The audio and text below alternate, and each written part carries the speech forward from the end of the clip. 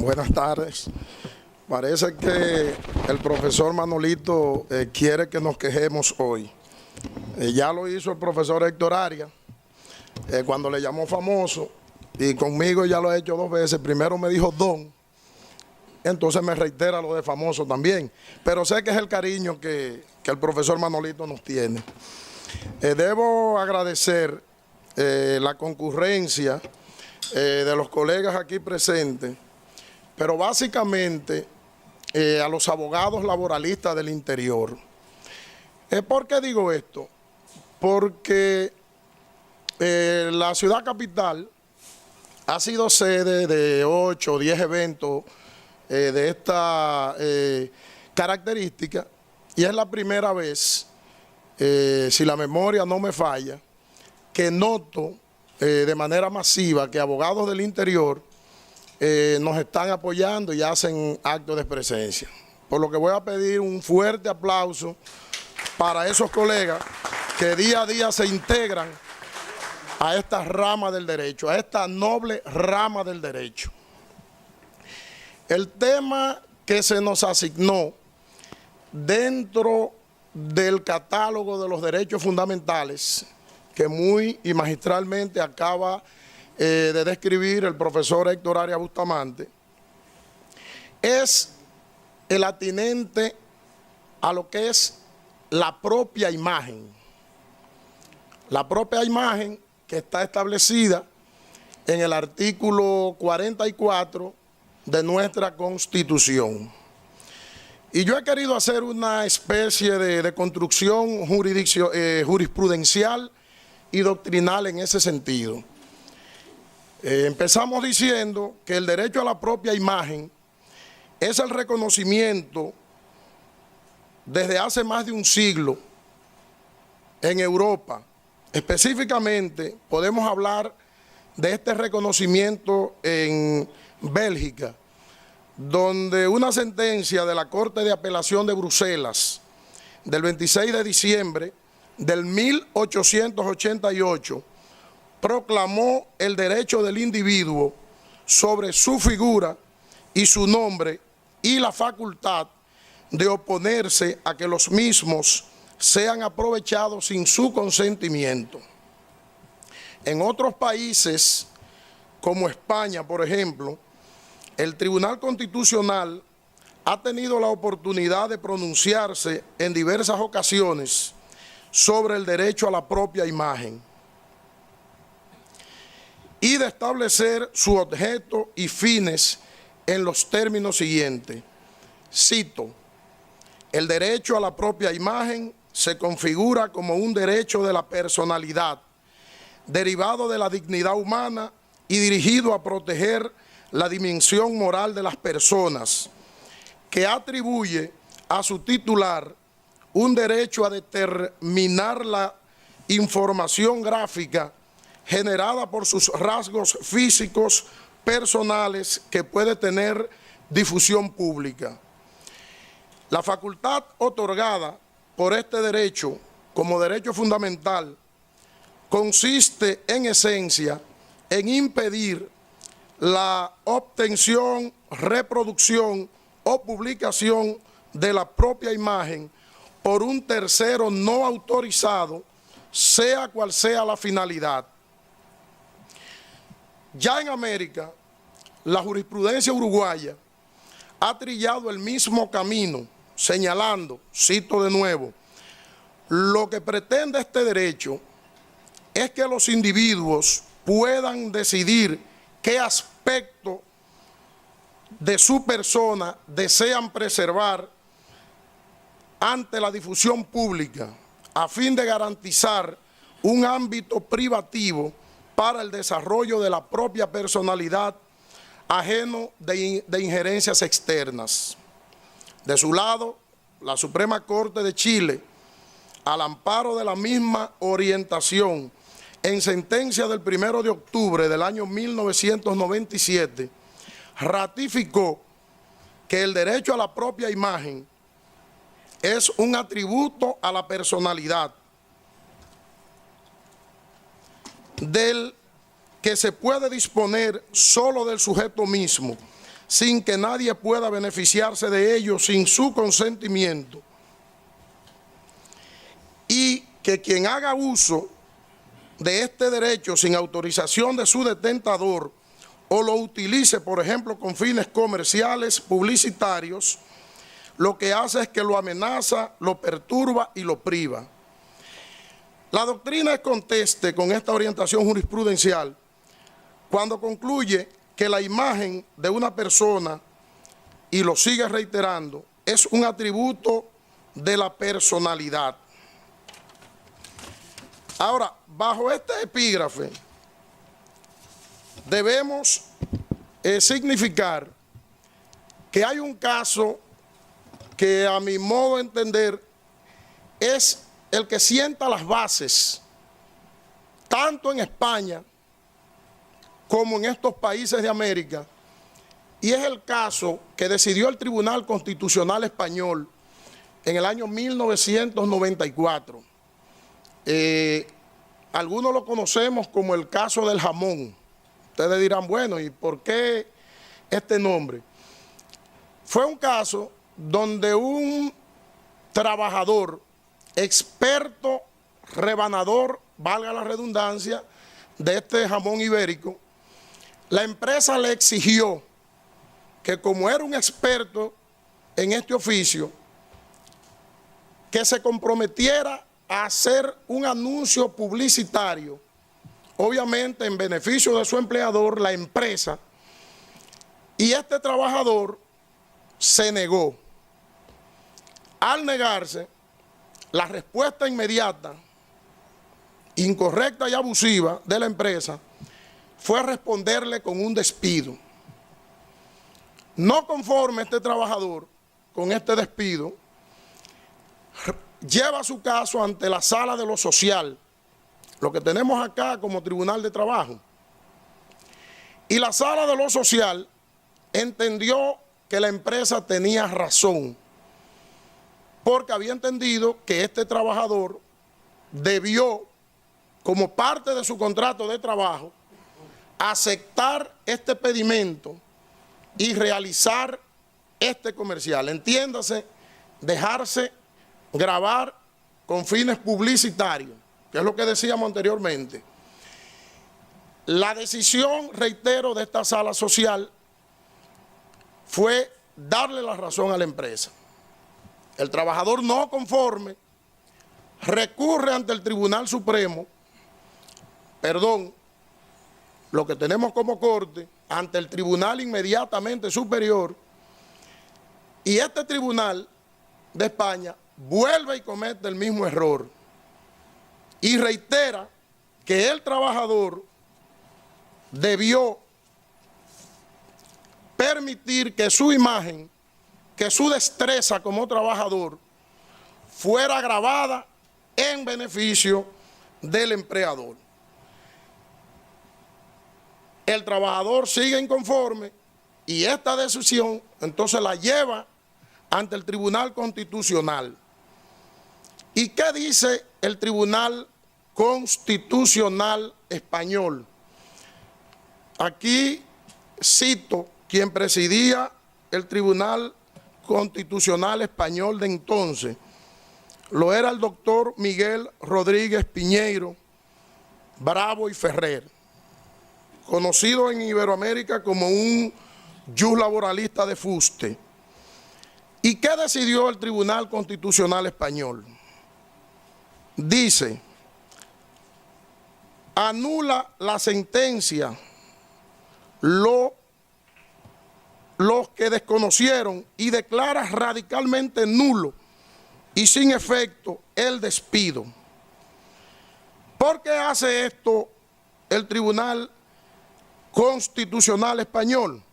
En uno de sus considerandos, cito, dice, no consta que el trabajador deshuesador de jamones tuviera asignada explícita ni implícitamente tarea alguna de exhibición de su habilidad en la promoción del producto, ni que éstas fueran componentes imprescindibles o aún habituales de las funciones que debía desarrollar. ¿Qué podemos entender con esto? Evidentemente que el trabajador no está obligado a hacer más de lo que le impone su contrato de trabajo. Eso lo vemos a diario en nuestro país. Lamentablemente, por un asunto de necesidad, de los altos niveles de desempleo que tiene nuestro país, vemos que el trabajador se somete a este tipo de violación constitucional, a este tipo de violación a sus derechos constitucionales, por querer preservar el empleo, cuando no está obligado a hacerlo. Pero también en España, a mi entender, hay otro segundo caso famoso de violación de derecho a la propia imagen. Y ya no aquí directamente con relación a un trabajador. Este caso es conocido como el caso de la mujer de Almeira. Almeira es un municipio de España que tiene playas nudistas. Esta señora es parte de un club naturalista que practican el nudismo.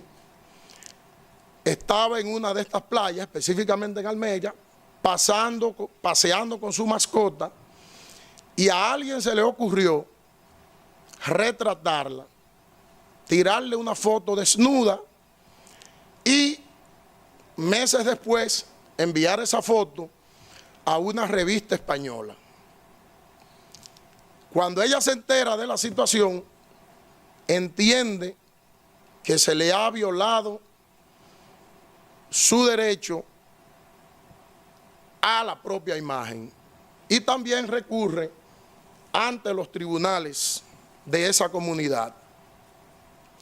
Ella obtiene una sentencia favorable donde le acuerdan unos 6.000 euros. Ella pedía 100.000, pero el tribunal entendió y falló 6.000 euros. La revista, no conforme con esto, recurre y la Corte, Tribunal Inmediatamente Superior, entiende que debe revocar la sentencia porque el rostro, su cara, en la fotografía no se distinguía, no se veía. Sin embargo, ella se entera, es por los comentarios que los amigos le hacen y conocen su silueta. Dice, ese eres tú, porque la conocen. Eso va al Tribunal Supremo también, y el Tribunal Constitucional Español también vuelve a decidir en el sentido de que ahí también hubo violación a ese derecho de la propia imagen, puesto que quedó al descubierto con el hecho o por el hecho de que ciertos compañeros, ciertos amigos nudistas supieron quién era la persona de esa fotografía. Casos hay decenas. Ahora, este derecho constitucional consagrado entre nosotros, reitero, en el artículo 44 de la Constitución, como todos los derechos, también tiene limitantes. Ha de entenderse que el derecho a la propia imagen no es un derecho absoluto.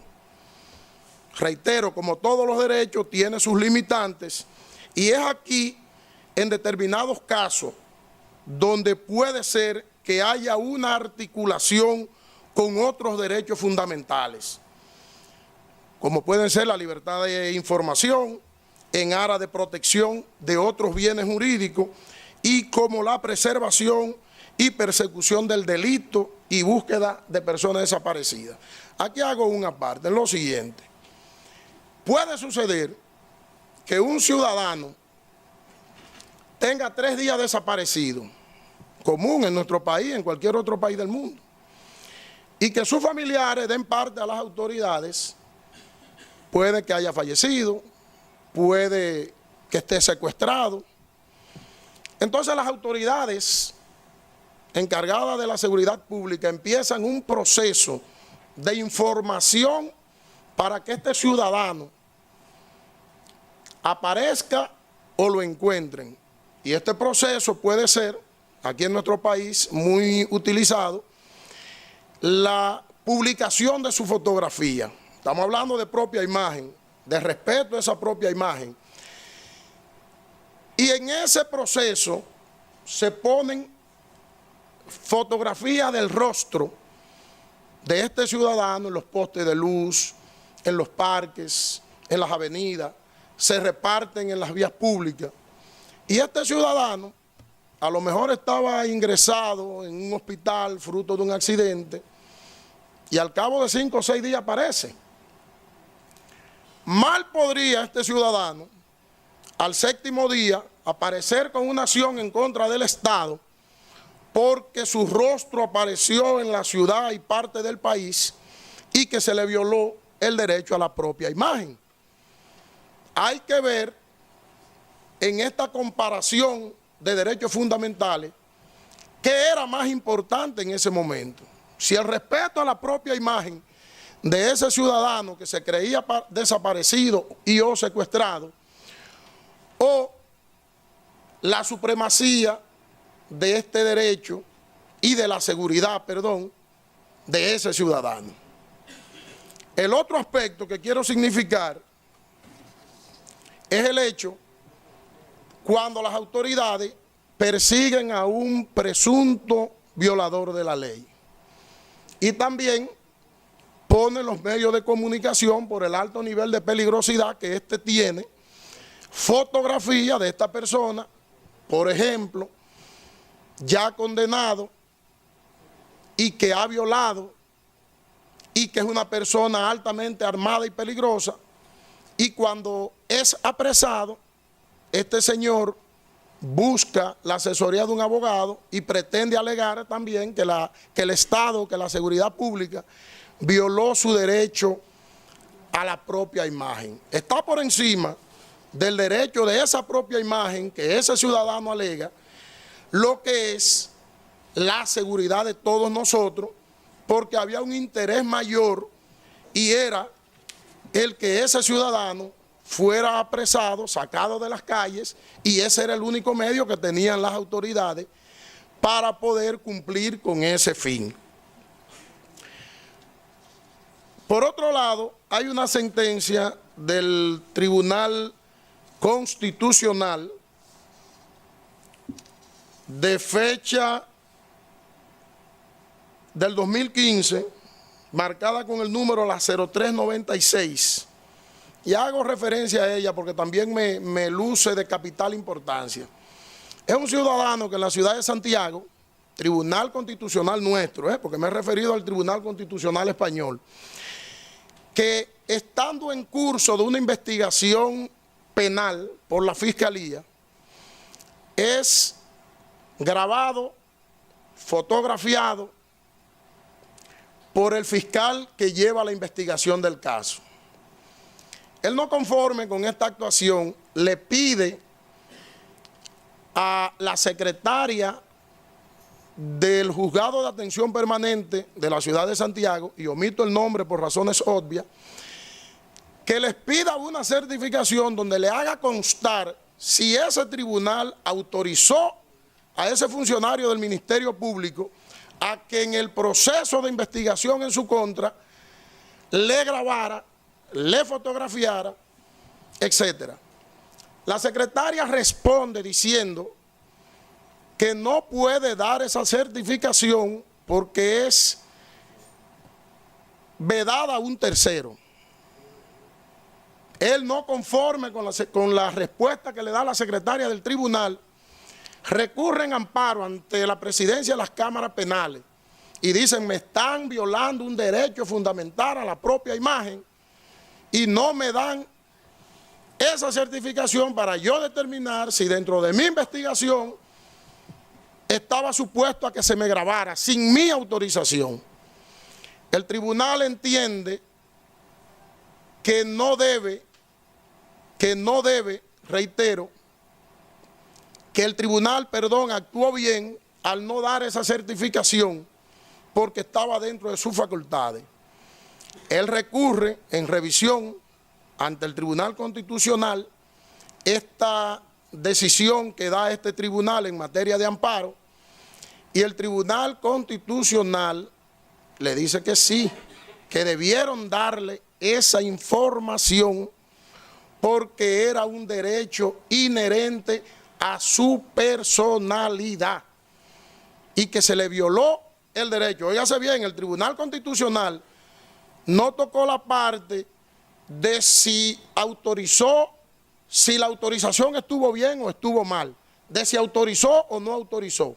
Lo que sí dijo era que ese era un derecho fundamental que tenía que tutelar porque era un derecho inherente a la persona. Establecida ya esta parte, nos damos cuenta que la Constitución del 2010, que amplía este catálogo, como dijo el profesor Héctor Arias, o los remarca de este catálogo de derechos fundamentales en protección al ciudadano, y es entonces 3 años más tarde cuando el Congreso de la República vota la ley 102-13. ¿Y a qué versa esta ley? Esta es la ley que regula todo lo atendiente a las cámaras de seguridad. Me voy a permitir leer 2 motivaciones y un considerando por razón de tiempo. Dice, considerando que es necesario crear una legislación que permita la implementación de medios tecnológicos y regular el uso de medios de grabación de imágenes y sonido a través de las cámaras de seguridad para prevenir comisión de infracciones relacionadas con la seguridad pública. Considerando que el sistema de cámaras de seguridad utilizado por los cuerpos de seguridad del Estado debe respetar los derechos fundamentales amparados en nuestra Constitución. Ya vemos que la motivación del legislador, independientemente de que quiere garantizar la seguridad pública, en sus motivaciones ya empieza a decir que hay que respetarle ese derecho fundamental al ciudadano. Y dice, considerando que el incremento en el uso de sistemas de videovigilancia hace necesario regular de forma específica esta materia y garantizar los derechos y la dignidad de las personas cuyas imágenes son captadas. Vuelve y reitera, sí, vamos a proteger, pero no vamos a dejar de tutelar este derecho que tiene el ciudadano. Ya en el artículo 8 de la mencionada ley, dice, la instalación y utilización de cámaras de seguridad estará precedida por el principio de proporcionalidad en su doble condición. 1, de idoneidad y de intervención mínima. Y ahí define, la idoneidad determina que solo podrá emplearse la cámara de seguridad cuando resulte adecuado en una situación concreta para el mantenimiento de la seguridad ciudadana de conformidad con lo dispuesto con la ley. Y segundo, la intervención mínima exige la ponderación en cada caso entre la finalidad pretendida y la posible afectación por la utilización de la cámara de seguridad al derecho al honor. Hace hincapié de nuevo en esos derechos fundamentales establecidos en el artículo 44 de la Constitución. Derecho al honor, a la propia imagen y a la intimidad de las personas. De modo y manera que tenemos una ley, repito, la 102-13, hecha en consonancia con el artículo 44 de la Constitución de la República, que es la que se refiere a la protección de estos derechos fundamentales inherentes al ciudadano. Concluyo con un asunto que no ha sido fallado todavía por los tribunales. Caso dominicano también es el caso de una modelo dominicana, que una empresa firma un contrato de publicidad con ella en el año 2004, donde figura su rostro y su pelo. Es una empresa que se dedica, y por razones obvias también no decimos el nombre ni de la modelo ni de la empresa, y más aún que no ha sido fallado, es un asunto de carácter civil, donde se le ve el rostro y el pelo a la modelo, y ella reclama 2 años después que su contrato de publicidad con esta empresa había terminado. Pone en mora a esta empresa para que retire la publicidad de la calle. En esas negociaciones transcurre otro año más, y esta ciudadana se ve en la necesidad de demandar en violación a ese contrato, daños y perjuicios por violación a estos derechos fundamentales y, ¿por qué no?, al artículo 65 de la ley 5000. Hoy en día, este es un asunto, reitero, que está pendiente de fallo, a pesar de que tiene ya 3 años pendiente de fallo, donde trata el tema de la violación a este derecho fundamental de la propia imagen del ciudadano. Con esto concluyo. Buenas tardes y muchas gracias.